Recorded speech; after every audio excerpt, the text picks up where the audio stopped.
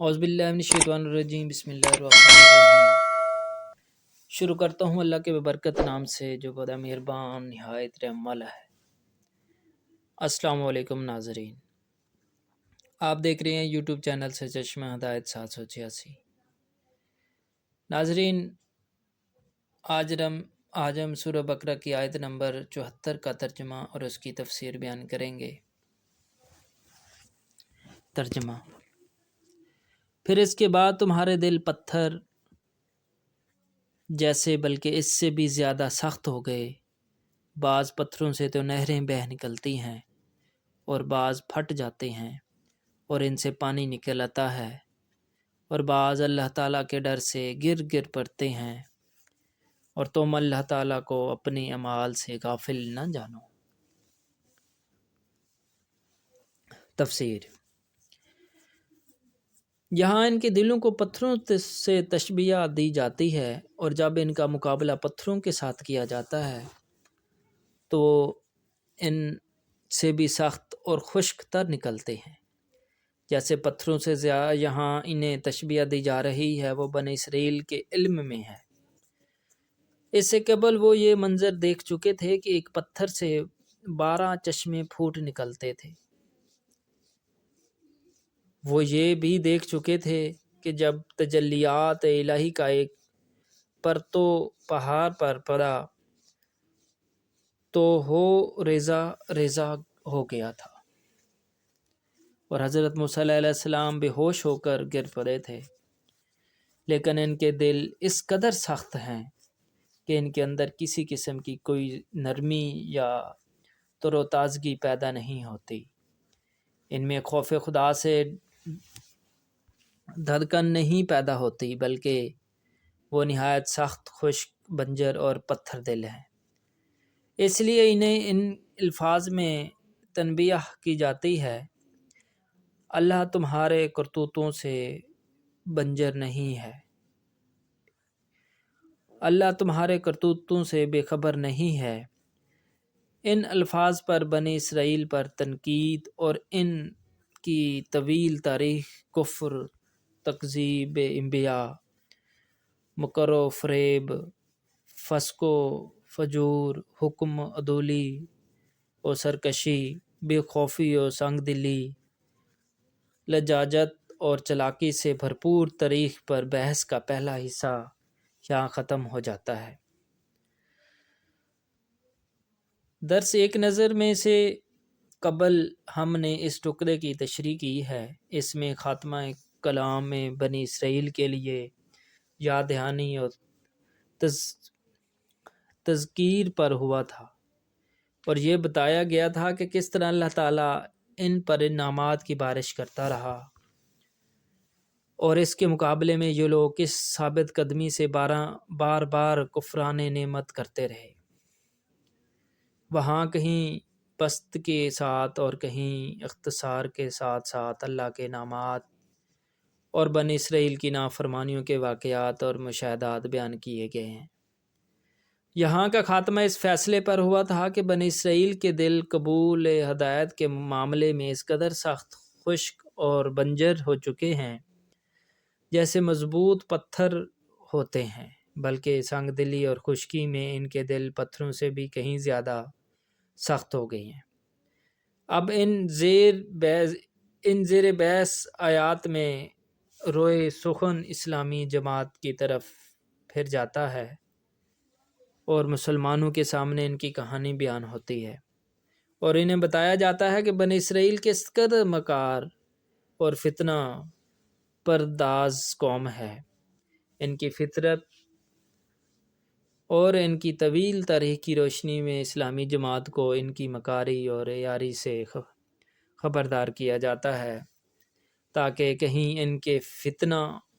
پردازی اور غلط پروپیگنڈے اور جھوٹے دعووں سے متاثر ہو کر مسلمان دھوکہ نہ کھائیں۔ بنی اسرائیل کی مکاری کا یہ طویل بیان اور پھر بار بار اور مختلف پہلوؤں سے اس کا تکرار اس بات کو ظاہر کر رہا ہے کہ اس دور میں یہودی امت مسلمہ اور دین اسلام کے خلاف کتنے وسیع پیمانے پر سازشیں کر رہے تھے، اور کس طرح وہ ہر وقت یہ اس طرح کو نقصان پہنچانے کی طاق میں بیٹھے رہتے تھے۔ اس لیے اس قدر تفصیلی گفتگو کی ضرورت پیش آ رہی تھی۔ دوران گفتگو روئے سخن کبھی بنی اسرائیل کی طرف پھر جاتا ہے تاکہ امت مسلمہ کے سامنے انہیں یاد دلایا جائے کہ اللہ نے ان سے کیا وعدے کیے تھے اور انہوں نے کس طرح ان وعدوں کو توڑا تھا، کس طرح وہ گمراہ ہوئے، عہد شکنی کرتے رہے اور پھر بنی انبیاء کرام کی تکذیب کرتے رہے۔ انہوں نے کئی انبیاء کو قتل بھی کیا کیونکہ وہ ان کی خواہشات نفس کے مطابق نہ چل سکے تھے۔ نظریہ کہ کس طرح انہوں نے اللہ کی شریعت کی خلاف ورزی کے ناجائز بحث و جدال کرتے رہے اور شریعت کے جو قوانین ان کے پاس تھے ان میں تعریف کرتے رہے۔ مسلمانوں کے ساتھ وہ جو بحث اور مناظرہ اور جو کٹ حجتی وہ کرتے تھے، یہاں اس کے کچھ نمونے پیش کیے جاتے ہیں۔ اور نبی صلی اللہ علیہ وسلم کو ہدایت کی جاتی ہے کہ آپ ان دعووں کی حقیقت کھول دیں اور ان کے دلائل کی کمزوری واضح کر دیں،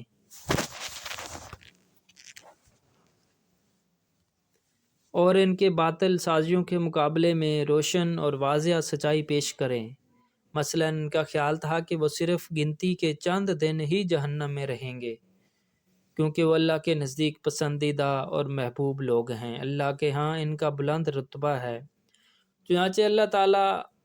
نبی کریم صلی اللہ علیہ وآلہ وسلم کو حکم دیتے ہیں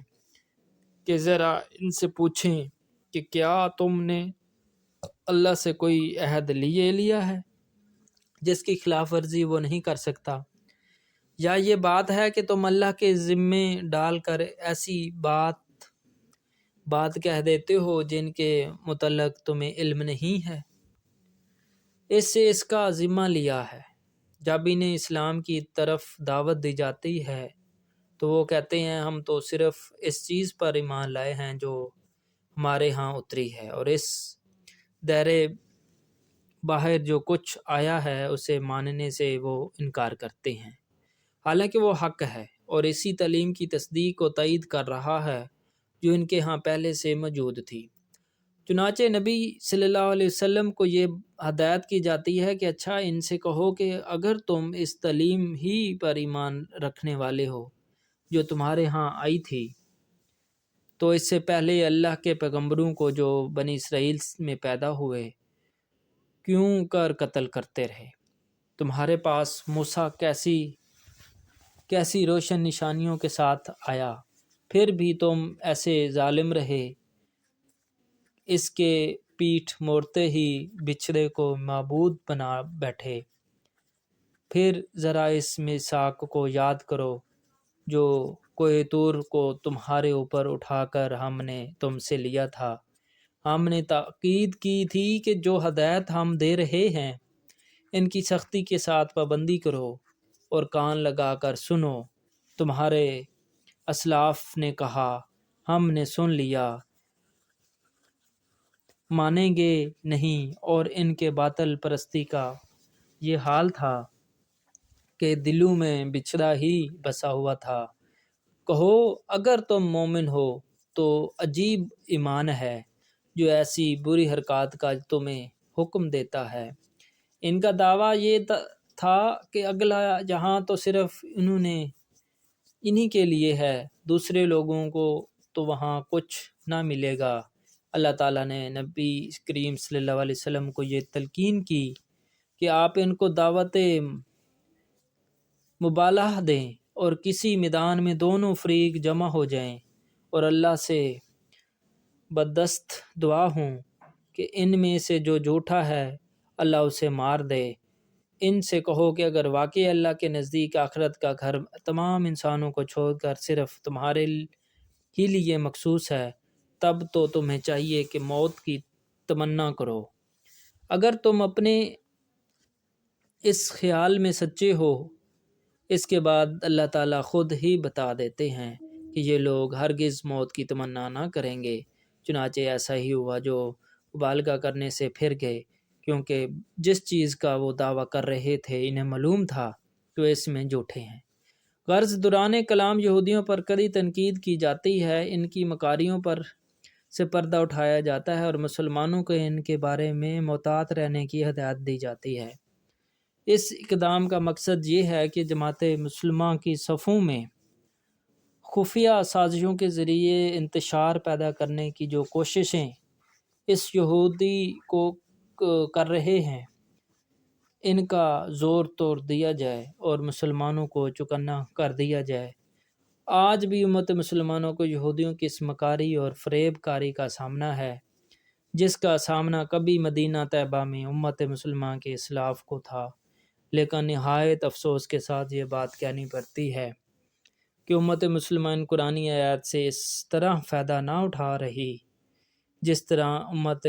کے اسلاف نے اس ربانی ہدایت سے فائدہ اٹھایا تھا، اور جس کے نتیجے میں وہ مدینہ طیبہ میں یہودیوں کی طرف مکاری اور عیاری پر غالب آئے تھے۔ حالانکہ اس وقت دین اسلام نایا تھا اور جماعت مسلمہ ابھی تشکیل پائی تھی، اس وقت سے لے کر آج تک یہودی اس بات کی کوشش کر رہے ہیں امت مسلمہ کو قرآن کریم سے دور ہٹا دیں،